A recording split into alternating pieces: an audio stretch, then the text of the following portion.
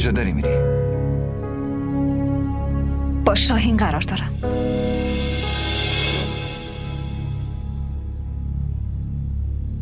دارم با همسر آیندم میرم بیرون. برم؟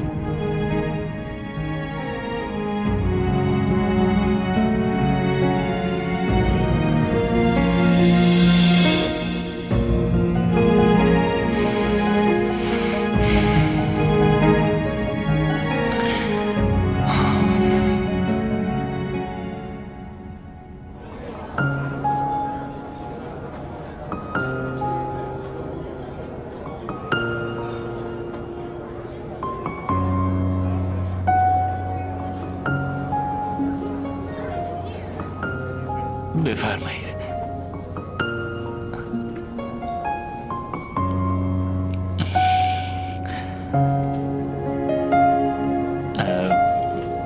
ممنون. برای چی؟ همین که درخواستم رو رد نکردی اومدی.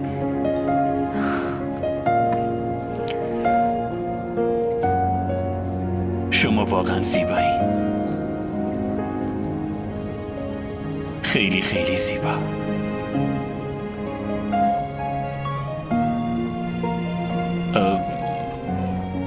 چیزی نمیگی؟ سفارش بدیم. خیلی عجله داری. برای خونه رفتن خیلی عجله داری نره؟ اما نگران نباشی، من خیلی وقتتون رو نمیگیرم. فقط یه چند تا سوال ازتون میپرسم. چی؟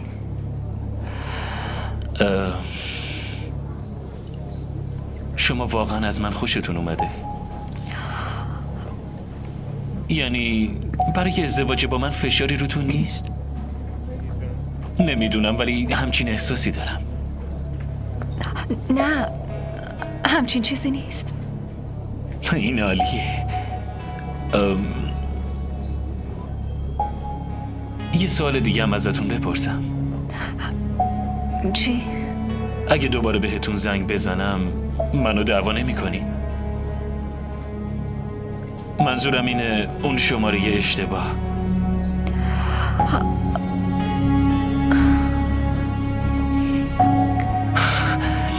ممنونم.